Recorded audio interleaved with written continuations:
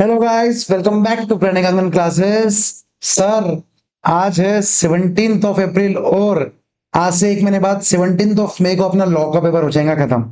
उसके बाद सर धक धक चालू, क्योंकि सिर्फ 1.5 डेज रहेंगे सर, क्योंकि 19 मई को है अपना धमाकेदार paper, that is math stats and LL paper number 3। ठीक है, तो आज मैं आपके सामने लाया है 30 डेज स्ट्रेटेजी, लेकिन आपको ये नेक्स्ट 30 डेज में ये सब्जेक्ट के साथ आपको क्या क्या करना है। ठीक है, इर्रेस्पेक्टिव ऑफ की पढ़ाई कितनी भी हुई रहने दो, 100% हुई है सर, 50% हुई है, 10% हुई है, आपको पेरेटो प्रिंसिपल यूज करनी है। सबसे पहले चीज सर, पेरेटो प्रिंसिपल क्या है? सर, कम समय में ज्यादा मार्क्स कवर करना।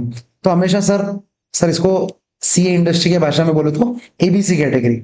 सर, एबीसी कैटेगरी फॉलो करना चाहिए क्या? जी हाँ, बिल्कुल करना चाहिए।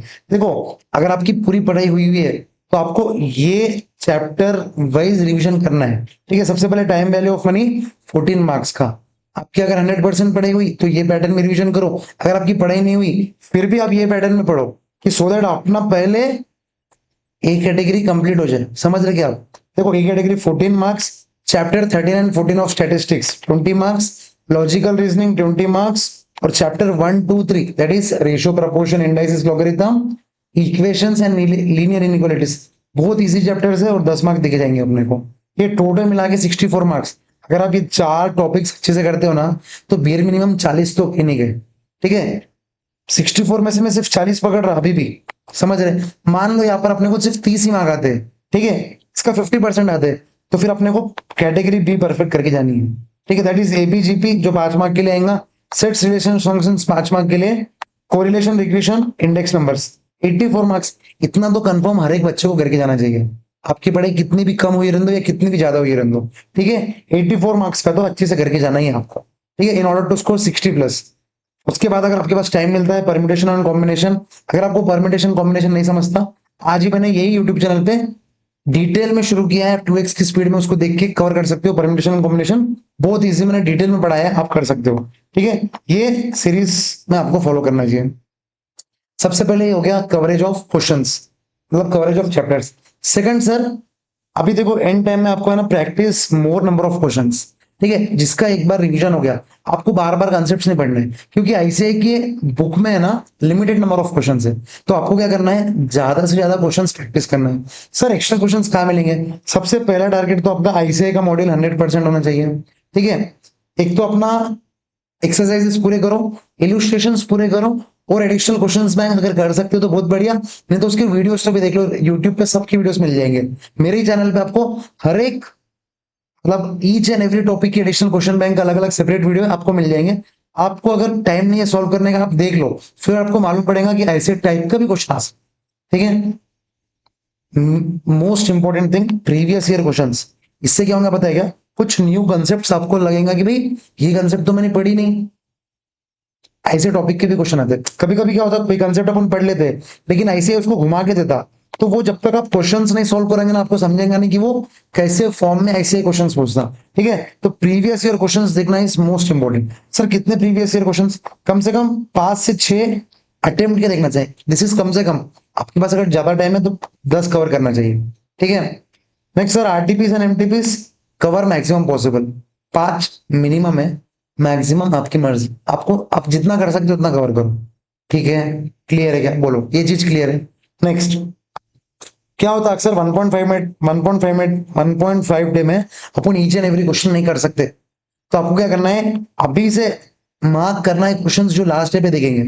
कुछ क्वेश्चंस में क्या रहता है, पूरा क्वेश्चन इसी रहता है, लास्ट स्टेप में बस इसको इसको ये फॉर्म में कन्वर्ट करना है कि A square minus B square equals to A plus B into A minus B. अपने को पूरा क्वेश्चन समझता, लेकिन वो लास्ट स्टेप के लिए अपने को क्वेश्चन थोड़ा हड़बड़ा था, तो वैसे क्वेश्चंस को अपने को टिक करना है कि अपने को सिर्फ लास्ट डे पे देखे, अच्छा ये क्वेश्चन में ये गलती है तो ये सुधार लो, तो अपने क्वेश्चन जम जाता। ऐसे आपके हर टॉपिक में, मतलब हर चैप्टर में आपके पास 5 से 10 क्वेश्चन तो रहेंगे।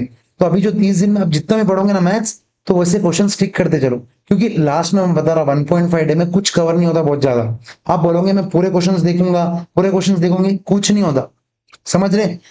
मैथ्स, स्टैट्स और एलआर, ठीक है, एलआर को तो एक बार का साइड में रखो, लेकिन एलआर के भी कुछ क्वेश्चंस रहते जो अपने को ऑन लास्ट डे पे देखना ही पड़ता। तो स्टैट्स और मैथ्स में कम से कम मिला के 15 से 16 चैप्टर है। आप समझ रहे? तो 16 चैप्टर कब कब करोगे? एक दिन 1 घंटे, मतलब 1 घंटे को भी, पर चैप्टर 1 घंटा भी दिया ना तो भी अपना पूरा कवर नहीं होता। लास्ट डे पे बहुत हड़बड़ी मच जाती, इसलिए क्या करना है आपको, क्वेश्चंस मार्क करके चलना है लास्ट डे के, समझ रहे हैं? बहुत इंपॉर्टेंट चीज है, इसको ध्यान रखना, ठीक है? नहीं तो लास्ट डे पे बहुत गड़बड़ होने की चांसेस रहती। Next, formula sheet for last day, मतलब लास्ट डे और उसके पहले वाले जो दिन रहेंगे ना, उसमें आपको क्या करना है कि फॉर्मूला शीट को बार बार रिवाइज करना है। आप डिस्क्रिप्शन में एक टेलीग्राम चैनल है, वो ज्वाइन कर लो। मैं 1 वीक के अंदर एक फॉर्मूला शीट डालने वाला हूँ, उसको फिर क्या करना, प्रिंट कर लेना और अपने दीवार पे चिपका देना, ठीक है? तो क्या होगा उससे, अब डेली फॉर्मुलाज रिवाइज करोगे ना, वो क्या होगा, कहीं ना कहीं एग्जाम में आपको बहुत काम आएंगे, ठीक है? नहीं तो क्या होता है, जब अपन अकाउंट्स पढ़ रहे, लॉ पढ़ रहे और इको पढ़ रहे, अपने मैथ्स के फॉर्मुलाज थोड़े थोड़े उड़ जाते हैं, ठीक है? वो हर बच्चे के साथ होता है, जिसको ऑल इंडिया रैंक आने वाला है या जिसको नहीं आने वाला है। तो आपको क्या करना है, सिंपल है भाई, फॉर्मुला शीट को जहां भी आप पढ़ रहे हो उधर सामने चिपका दो, उठे सूटे, अच्छा अच्छा, एपी का फॉर्मुला ये, जीपी का फॉर्मुला ये, इनफिनिट सीरीज का ये, जब आर इज लेस देन 1, तो आपको क्या होगा, मेमोराइज हो जाएगा। तो ये शीट आपको मेरे टेलीग्राम चैनल पे मिल जाएंगी, ज्वाइन कर लो, ठीक है? नेक्स्ट, देखो ये बहुत रिकमेंडरी है, अभी जो 30 डेज है, मैं ये रिकमेंड कर रहा हूँ कि न्यू चैप्टर्स मत पढ़ो, जितना आपने पढ़ लिया ना उसको ही अच्छे से रिवाइज करो, आप समझ रहे हैं? और अगर सिर्फ एक कैटेगरी चैप्टर्स आपके रह गए होंगे, एक कैटेगरी चैप्टर्स, बस उसको ही पढ़ो। सर उसको भी कैसे पढ़ना है, देखो क्योंकि आपके पास 4 सब्जेक्ट है पढ़ने को, तो मैं ये नहीं बोल सकता उसको लेके बैठो 3-4 दिन पढ़ो, अपने पास है ही 30 दिन अभी। तो आपको क्या करना है, ए और बी कैटेगरी चैप्टर्स अगर आपके रह गए तो उसके वन शॉट वीडियोस देखो यूट्यूब पे, ठीक है? वन शॉट वीडियोस देखो यूट्यूब पे और उसके कुछ क्वेश्चंस प्रैक्टिस कर लो। कुछ क्वेश्चंस तो पूरे करने की जरूरत नहीं है, आपको सिर्फ वो टॉपिक के बारे में मालूम रहना चाहिए, ठीक है? और अगर वो सी कैटेगरी चैप्टर है तो सिर्फ वन शॉट वीडियो देखो और निकाल दो उसको, ठीक है? अभी तक नहीं पढ़ा छोड़ दो, जितना पढ़ा उसके ऊपर कॉन्सेंट्रेट करो। अगर आप 80 मार्क्स का भी पढ़ के जाओगे और ये परफेक्टली पढ़ रहे हैं तो आप यू कैन स्कोर 60+। बहुत बच्चे ऐसा करते हैं, आपको ये मूर्खता नहीं करनी है कि भाई नहीं नहीं मैं तो 100 मार्क का पढ़ के जाऊंगा, उसमें खाली 50 मार्क का परफेक्ट है, बाकी 50 मार्क का उलालुल है, वो उलालुल में कुछ मार्क्स नहीं आएंगे, समझ रहे क्या आप? 80 मार्क्स का पढ़ो लेकिन इतना परफेक्टली करो कि उसमें 60+ आना चाहिए अपने में, क्लियर है? और last, this is most important, अभी तक आपने टेस्ट सीरीज दी है, नहीं दी है, दी होंगी तो भी एमटीपी देना है, नहीं दी होंगी तो भी एमटीपी देना है। एमटीपी इज मोस्ट इंपॉर्टेंट और ये 30 दिन में देना जरूरी है। क्यों सर, क्यों देना जरूरी है? सबसे पहले आप सीए की पहली एग्जाम देने जा रहे हो तो आपको मालूम नहीं कि वो माहौल कैसा रहता। सेकंड, टाइम मैनेज होता है या नहीं होता आपको मालूम नहीं, ठीक है? अभी अपने को क्या, अपने पास बहुत टाइम है तो एक ही क्वेश्चन को अपन एक एक दो दो तीन तीन मिनट में करते हैं, लेकिन आपको वहां पर 100 मार्क्स के लिए सिर्फ 2 घंटे है, तो आपको टाइम मैनेजमेंट होगा या नहीं होगा आपको समझेगा। अगर आप आईसीआई का मॉक देंगे ना, अगर आपके सिटी में आईसीआई का भवन है तो वहां पर जाके दीजिए, नहीं तो आप अगर आपके सिटी में नहीं है तो क्या कीजिए, वो पेपर डाउनलोड कीजिए और प्रॉपर टाइम लगा के 2 घंटे का टाइमर लगा के दीजिए। क्या होगा उससे, आपको समझेगा कि मैं 2 घंटे में कर पा रहा हूँ या नहीं कर पा रहा हूँ। उससे क्या होगा, आपकी स्पीड बढ़ेंगी। आप डायरेक्टली वो ट्रायल एग्जाम में करोगे ना तो मालूम पड़ेगा सिर्फ 60 मार्क्स का क्वेश्चन सॉल्व हुआ और मालूम भी नहीं पड़ेगा 2 घंटे कब खत्म हो गए। बाहर आके आप यही बोलेंगे, सर मेरा तो ध्यान ही नहीं टाइम कब खत्म हो गया, मैं 100% लिख के देता ये बात। अगर आप एक मॉक टेस्ट पेपर दिए बिना भी एग्जाम में गए ना, आपको समझेंगे नहीं कि टाइम कैसे मैनेज कर दो, समझ रहे क्या? इसलिए मॉक टेस्ट देना जरूरी है। सबसे पहले टाइम मैनेजमेंट। दूसरा क्या होता, कोई कोई कंसेप्ट अपने को लगता कि आता लेकिन उसके क्वेश्चन नहीं जमते। अपने को लगता है कि एपीजीपी जम रहा लेकिन उसके क्वेश्चन जब करते ना एग्जाम में, भाई ये तो जम ही नहीं रहा। अगर अपने को यहां समझ गया तो अपने पास लास्ट डे रिवीजन के टाइम पे जो टाइम रहता ना, उस पर अपन ज्यादा फोकस करके एपीजीपी के क्वेश्चन ज्यादा देख लेंगे ना भाई। अगर आपको एपीजीपी के क्वेश्चंस कंसेप्ट आते हैं, फॉर्मुलाज भी सब आते हैं, ठीक है? एपी का सम का ये है, लास्ट लास्ट टर्म देगा तो ये, लास्ट टर्म नहीं देगा तो ये, जीपी का लास्ट टर्म देगा तो ये, लास्ट टर्म नहीं देगा तो ये, सब फॉर्मुलेस आते हैं। लेकिन अगर अप्लाई करना नहीं आता तो फिर करेंगे क्या, अचार डालेंगे क्या? बोलो, नहीं ना सर।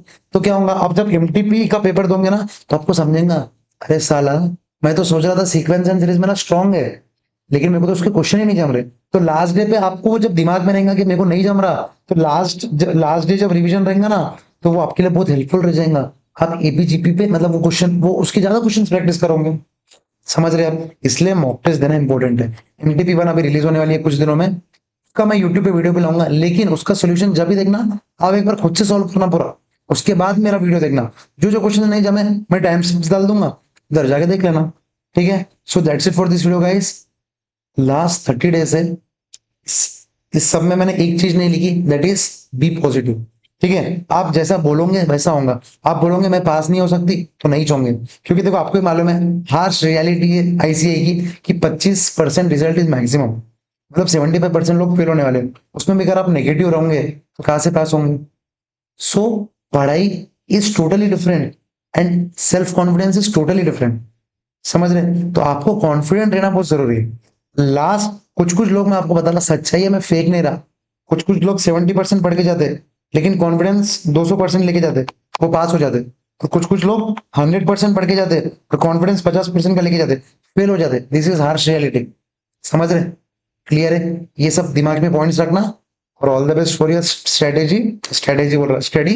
ठीक है? और ऐसे ही मैं आपको टाइम टू टाइम कब क्या पढ़ना है क्या नहीं पढ़ना है लाते रहूंगा। तो क्या करना है आपको पता है, लाइक शेयर सब्सक्राइब। ठीक है? बाय दोस्तों, टेलीग्राम चैनल ज्वाइन कर लेना।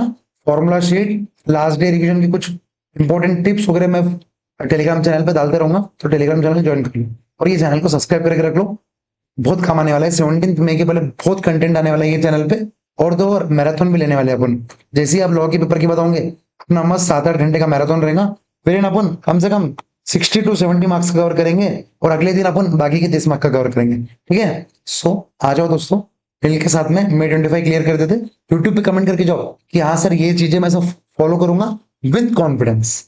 विद कॉन्फिडेंस लिखना जरूरी है। ठीक है? सब कमेंट करेंगे कि हाँ मैं ये सब फॉलो करूंगी विद कॉन्फिडेंस, हाँ मैं ये सब फॉलो करूंगा विद कॉन्फिडेंस। सो बाय दोस्तों।